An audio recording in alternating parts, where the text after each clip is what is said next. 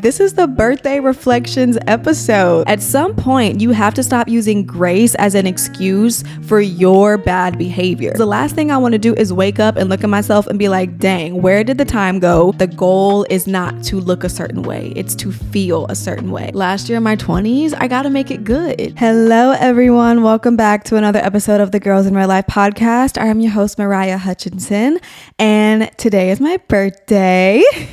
I honestly kind of forgot that today was my birthday when I was recording last week's episode because everything was just all about the wedding and so many other things running through my mind. But I took a second and I was thinking about what today's episode was going to be. And I was like, wait, it's actually my birthday. Like, this is the birthday reflections episode. This is the episode that I think personally look forward to the most, just because it allows me the time and the space to really reflect on everything that I've learned in my past year of life and to really just think about all that happened. So even though I'm not super excited about, my last year in my 20s, I am very excited to just kind of self-reflect and talk with you guys about all of the things that I feel like I learned throughout my year 28 of life. Today is actually Friday, so I took off of work because who wants to work the weekend of their birthday? No one. So I took off work today and I've just been kind of like cleaning up the house. I recorded a few videos for TikTok and Instagram. Now I'm recording the podcast,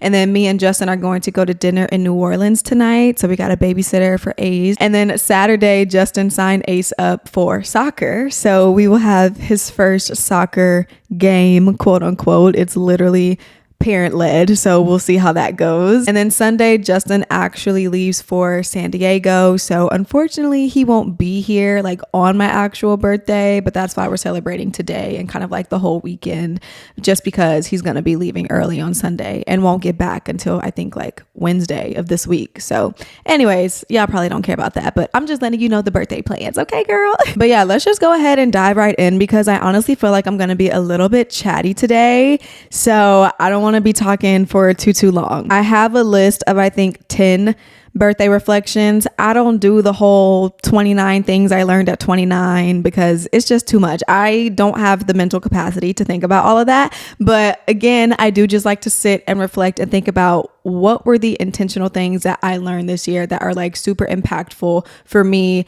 in my future. So anyways, the first thing that I have as my birthday reflection is to stop using grace as an excuse. And this was a hard pill for me to swallow because I honestly didn't even realize that I was kind of doing this in a spiritual sense and also in like a literal sense as well. So let's talk about the spiritual first. I feel like in year 28, I was consistently doing things that I knew that I should not have been doing because I knew that God would forgive me, that God still loves me, that I'm just human, right? All of these things that we say. And it's not that that's not true, but at a certain point, you know better. And when you know better, you have to do better, because you cannot expect God to keep forgiving you over and over and over again for the same thing that you know is wrong, that you shouldn't be doing, because at that point you're just being disobedient, So for me, I really had to be super honest with myself and look at the areas of my life where I was consistently doing things that I knew that I wasn't supposed to be doing. And if you guys have been a long time listener of the podcast, then you know that space for me was my sexual immorality. And I did a whole podcast episode about how me and Justin were going to be abstinent until the wedding, and how I just felt like this was God calling me to do that, and how can I expect to be in God's grace if I continue to do things outside of his will. I did a whole episode about it. You guys can go and listen to that, so I don't want to go too deep into it, but that was just like the major space for me in my life where I realized at some point you have to stop using grace as an excuse for your bad behavior. And then on the literal side of it, I have been giving myself too much grace to the point where I've literally allowed myself to be lazy because I keep telling myself, it's okay, you deserve a break, you're doing enough, you don't have to worry about doing extra things. And so in doing that, I conditioned myself to think that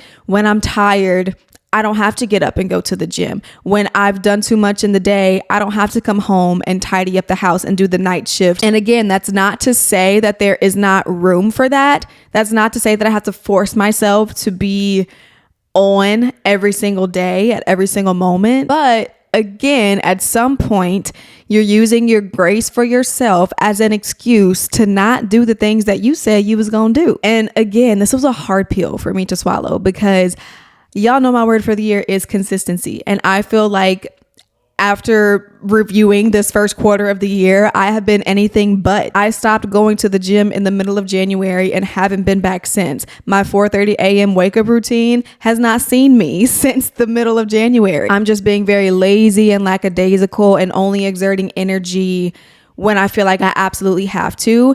And again, I'm trying not to give myself too much grace, but I feel like I did give myself a lot of grace during that time because obviously I was planning a wedding and it was very stressful and I had a lot going on. My brain was working a lot. It was never shutting off. So yes, I was more tired, I think, than usual during this first quarter of the year. But now that we've entered Q2 and now that I'm 29, I cannot keep playing around with myself no more because the last thing I want to do is wake up and look at myself and be like, dang, where did the time go? What did you do at that time? And why did you decide not to do things that would serve you during that time? So again, for me, I just have realized I had to stop using grace as an excuse and get back on my grind. And I don't want y'all to think that I'm saying grace is bad because it's absolutely not. Everyone needs grace.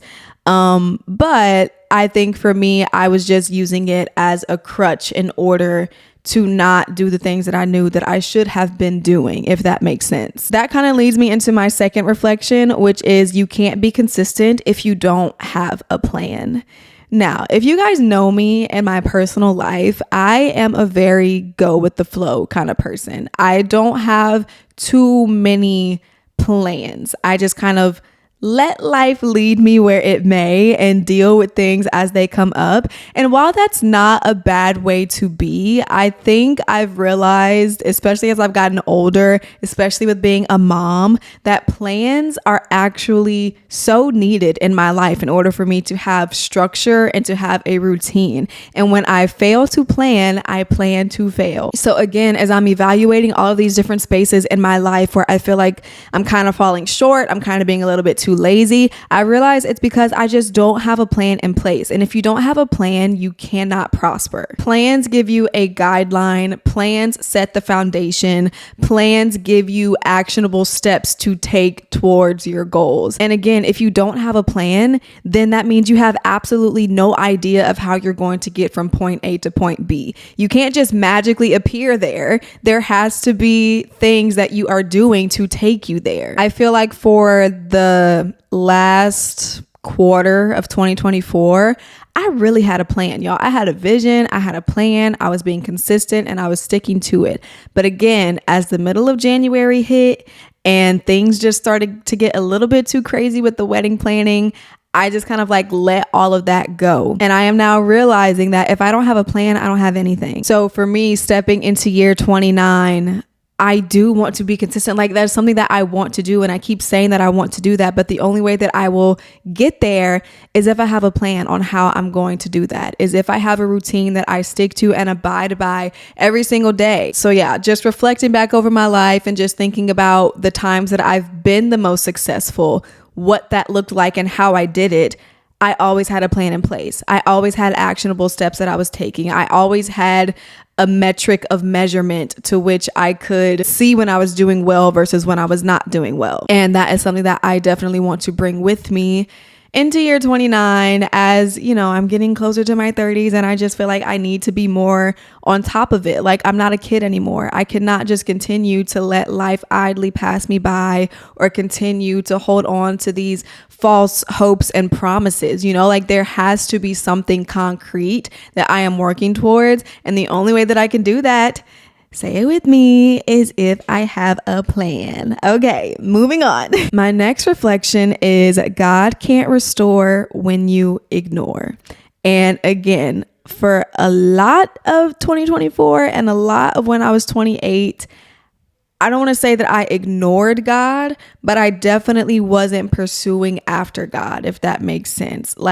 Every now and then I was praying. Every now and then I was opening my Bible. Every now and then I was having quiet time, but it was never anything that was super consistent. So I didn't see a lot of transformation happening. I feel like there was a lot that I was working through spiritually in my year of 28, and I was wanting God to restore certain areas of my life and to give me just this deep understanding of my life in general. And I feel like I didn't get that up until I really started reading my Bible seriously, up until I got into my mom's Bible study class and was not forced to read the Bible every single week, but I felt like I had to read the Bible every single week because I was showing up to these Bible study classes and we were talking about these things that we were reading, and I didn't want to feel left out. So it gave me kind of this thing to look forward to as I was reading. And the more that I read, the more that God restored me, the more that God was working on my heart, the more that he was talking with me and communicating with me and guiding me. And I had never seen so much transformation in my life or in my mind as I have in those months where I really just started to dive into who God is and not what he can do for me. And so again, we can't ask God to restore things in us or to give us clarity about things or to give us hope about things when we are ignoring him, when we are not inviting him into these moments, when we are not seeking who he is just because. Like, God wants us to know him so deeply. And when we do, he is able to restore us. He is able to validate us. He is able to heal us. He is able to prosper us. But when we ignore him, he can't do any of those things because we're not allowing him in. So I feel like when I was 28, I had a lot of, not spiritual warfare, but I just had a lot that I was going through, I think, spiritually, and it was affecting my mental health and it was affecting me physically. And once I really dove into the word and once I really started understanding who God is and why he does what he does and why he set up rules and regulations and boundaries for us, I was able to understand him so much better. I was able to allow him in so much more. And everything just started to make more sense. And slowly but surely, I was beginning to be restored in so many things where I was questioning and where I was doubtful and where I was unsure. I cannot live my life without God. And I think that I realize that now more than ever. Next reflection is, when your obedience looks crazy to people, it is pleasing to God. And this is more so in reference to when I kind of came out and told you guys that I was going to be celibate, that me and Justin were going to try and do this thing because this is what God has told me to do. And when I came out with that video, most of the comments were very, very positive, but I had a few comments where people were just like, this is stupid, or y'all just need to go to the courthouse, or this doesn't make any sense, he's gonna leave you, da da da da da, like all of these negative things, right? And again, as I said in that episode, and as I will say again now, that was not for anyone else but me and God. That was only for me and God to understand. I was letting you guys in on the reality of that situation and of how I was feeling and of how God was trying to transform me. But I didn't have to do that. And I can't make people understand things that in the world don't seem to make sense. But again, for me, that was my obedience to God. And it might not have been pleasing to the world. It might not have made a whole lot of sense to the world, but it was pleasing to God. And that's all that mattered to me, is that I was doing what he said that I needed to do.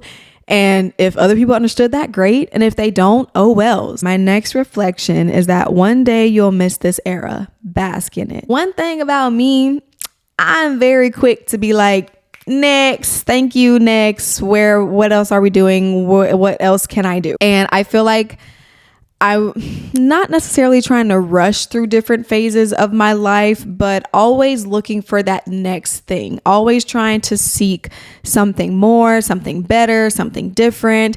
And I feel like in year 28, God really just asked me to be content. He really just asked me to look around and see all of the amazing things that are happening in my life in the present moment. I would find myself thinking so far into the past of like what life could have been. I would find myself thinking about looking to the future of what life could be. And I was missing so much in this present time in my life that it felt like I was never happy. And so again, I feel like God really called me to just be content, to be super aware of everything that he's given me. And I'm so glad that I've been made aware of like this flaw that I have from God, because I've been able to just kind of like slow down and be present so much more, and it's made life more beautiful. Like even as I turned 29 today, like this is the youngest that I'll ever be.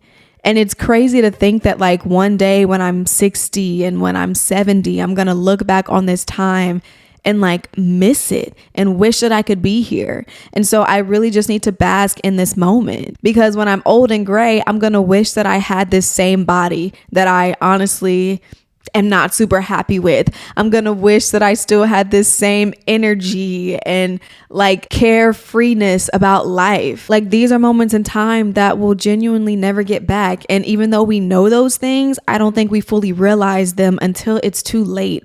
And I feel like I've realized that too late. Like even when I was in my early 20s, I was wanting to get out of college. I was wanting to move out of my parents' house. I was wanting to be married. I was wanting to have kids. And now that I'm in that phase of my life, I now wish that I could go back to just being young and carefree in college and just, doing what college kids do and just living life and having fun.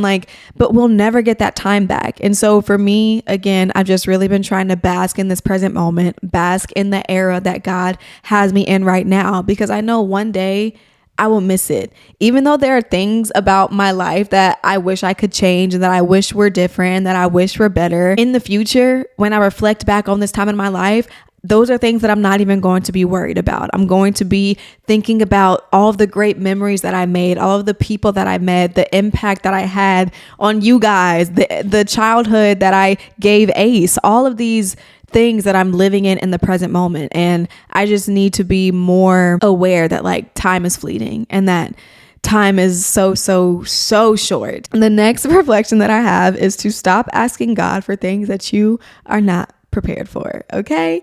And this is specifically referring to me asking God for the job that I currently have. Super grateful to God for that. But I don't think I was actually prepared for this job, and not in a sense that I can't do my job, because I do my job and I do it well, but I don't think that I was mentally ready or prepared for the amount of energy this would take, the amount of time it would take. And lately I've just found myself being like, dang, again, I wish that I could like be a stay-at-home mom with Ace, and I wish that I was doing social media full time again, and And it's like I got in the job, and at first I was so excited and so happy for it, and I know that it was an answered prayer from God. But as I've been in the job, I just realized like I was not prepared for the things that would come with the job, if that makes sense. Like, again, the whole time thing. I don't have as much time to record the podcast or to make videos and do things that I used to have time to do, or go play tennis, right? Again, I'm making these sacrifices because now I have to wake up early to go to the gym and all of these different things. And it's like, it was just a hard transition. It's still a hard transition and adjustment. And I know that this is not like my forever stop, my forever job. But I think for me, when I was asking God for a job, it was coming out of a place of desperation, because we had just gotten engaged and I knew that we were going to need money for the wedding and So I was praying to God and I was asking him for a job. I was looking on LinkedIn every single day. I was applying every single day. And God was like, okay, I'm gonna give you what you want, but I don't think you're ready. But I was too stubborn. And I kept asking and our girl boss too close to the sun and ended up with a job, y'all. Okay. And that's just the reality of the situation. And that goes to show me that like, yes, God cares about me. Yes, he's going to answer my prayers, but you just have to be careful for what you're asking for, because he will give you what you ask for. And it's up to you to be prepared to have that thing or get that thing or not. So yeah, I'm gonna just be a lot more careful next time when I'm asking God for things, and make sure that I am fully prepared for the sacrifice, for the responsibility, and for the adjustment that will come with that. Okay, my next birthday reflection is that you never stopped loving the things you did as a kid. Do them more. I feel like in year 28, I fell back in love with a lot of things that I used to love as a kid. Two of the major things being tennis and reading. And when I started doing those things again and realized how much joy they brought me, it made me question why I stopped doing them in the first place. Because it's like I never just up and stopped enjoying these things. one day I just stopped doing them altogether. And like, why? When I started playing tennis again, oh my gosh, I was so happy. I was so excited. I was ready to get into a league. I was ready to like play competitively. When I started reading again, it was like I read one book and then I literally haven't stopped reading since, like just these things that I used to do as a child that used to bring me so much joy. I realized I still like to do those things. And just because I'm getting older doesn't mean that I have to stop doing those things. I'm still a child at heart. Like, even though I'm turning 29 today, I literally feel like I'm still 16 years old. So age is nothing but a number. And I don't want to deprive myself from doing things that made me happy in my childhood just because I'm continuing to grow up into an adult. So I really, especially in year 29, I want to start doing those things more. I want to start embracing those things more and really just stay in touch with my inner child. Okay, we have 3 more things on this list. I'm actually kind of going through them really fast. The next thing on my reflections is that you need to thank your body for the things it can do instead of criticizing what it can't. Again, I feel like I've talked about this so many times on the podcast, but like, your girl has been going through it physically, okay? And I know what y'all gonna say because y'all tell me this every single time on Instagram and TikTok. Girl, you look so good. Girl, what's the workout routine? You don't even look like you had a baby. All these things, right? And like, I appreciate it. And I love that you guys think that of me. But I know myself too well. And this is just not what I have looked like, and I realize and I understand that I'm a mother, that I'm growing, that my metabolism is slowing, and that like all of these are just womanly changes that come with life. But I have like criticized my body so much, and I'm aware of it. So I think for me in year 28 especially, it was a year of me learning to love myself. It was a year of me looking in the mirror and not trying to criticize every single thing that I saw. Now, I was not perfect at this, okay? I be looking at my arms all the time and like, dang girl, you need to go and do a Pilates arm workout. Or, I look at my stomach and it's like, girl, you used to have a 6-pack and now nothing's there. And I've criticized to the point where I don't thank my body enough for the things that it can do. I don't thank my body for the fact that it can get out of bed without my knees hurting or bones creaking. I have not thanked my body enough for being able to run after Ace and to be able to go and play with him and do physical things with him. I have not thanked my body enough for birthing life, for literally bringing life into this world. Like, I think about how I've thought about my body, and a lot of it has just been criticism. And as I mentioned before, when I'm 40 and 50 years old, I'm going to look back on this body and think that I looked so good. And I don't know why it's so hard for me in this present moment to believe that and to accept that. But again, as I've grown and as I've gotten closer to 29, I've just really tried to look in the mirror and just thank my body for the things that it can do instead of criticizing it for what it's not doing or for what it's not looking like. I'm really trying to embrace this abundance mindset and to really figure out my health and fitness goals and journey. And I think the number one thing that I've fallen on is that I just want to be the healthiest version of myself, whatever that looks like. And I know right now I am not the healthiest version of myself because I'm not in the gym. I'm not drinking water. I'm not eating well. I'm not taking care of my body properly. But I don't want to start doing those things just to see results. I want to start doing those things because it's what I'm supposed to be doing anyways. And if I get results, great. That's the cherry on top. But I'm trying to condition myself that the goal is not to look a certain way. It's to feel a certain way. So again, to round this one out, I am trying to thank my body more and embrace my body more instead of criticizing it for the way that it looks and the way that it feels. Because at the end of the day, my body can still do so much. And there are some people out there whose bodies, can't do certain things. Some people might be in a wheelchair. Some people might have broken a ligament and are in crutches for 6 weeks. Some people, might not have these physical abilities that I do, and I'm taking them for granted because my body doesn't look the way that I want it to look. Like, how superficial does that sound? I don't want to be that person. Okay, next one, second to last one, we have cherish the slow moments of motherhood. They'll be your dearest memories one day. I look at Ace And I realized that I have a 2-year-old and I genuinely don't know where the time went. And I'm sorry if you guys hear a buzzing noise. I don't know what Justin is doing outside right now. It sounds like he has the blower going, but yeah, we're just going to disregard that if you can hear it. But yeah, I look at him and I'm like, oh my gosh, where did the time go? Because I'm looking at all these old pictures of him and like how small he was and how tiny he was. And like life just passes you by so quick. I remember when Ace was first born, and the thing that I told my mom, the thing that I told everyone honestly was like, I can't wait until he can walk and talk. Like that's the stage that I need to get to. I need him to be a toddler so he can walk and talk and tell me what he needs and all the things. And now that he is at that stage, I'm like, no, my little baby, like what happened to the times where I could just lay you on my chest and we would fall asleep together, you know, like just those simple, slow moments that in the moment of motherhood feels so hard. It feels like you're never going to get out of it, that turn into the things that you genuinely miss the most. Because I know one day he gonna be like, mama, get off me, mama, stop hugging me, mama, stop kissing me,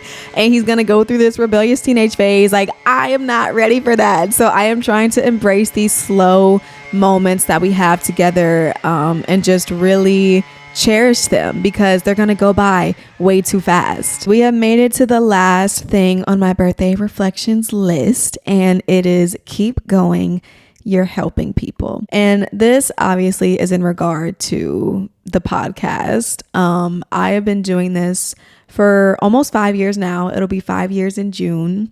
And my podcast, I've said it before and I'll say it again, is my favorite corner of the internet. Like there is nothing like the community that we've built here, and I just love getting on here every single week and just talking to my girls, talking about life, reflecting about things, hoping that it resonates with you guys. Like everything that I say and do on this podcast holds more weight than I think I even realize, you know, like there have been so many comments and so many messages from people who tell me that this podcast is like transforming their lives. There are so many people who send me messages and tell me how much an episode resonates with them. And like, it truly, genuinely means the world to me. And even when things get hard and difficult and I'm like unsure or uncertain, someone sends me a message, a DM, a comment, and it just reminds me of why I decided to do this in the first place.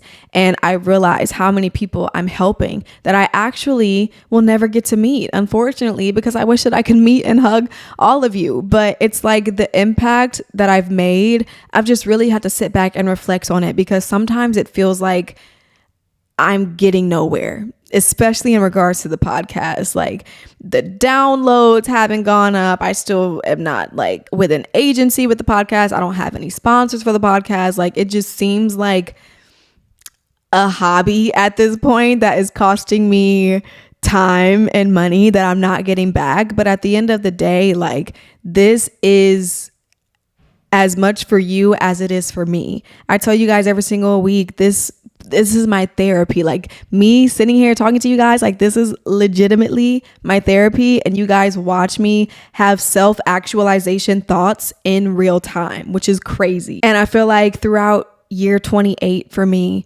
I've seen the most growth on this podcast, and I feel like I've really honed in on my niche and my topics and like what I want to discuss as it pertains to my life, and it's helping people, and I'm so glad that it's helping people. And as I continue to go through year 29, like I just want to continue helping people.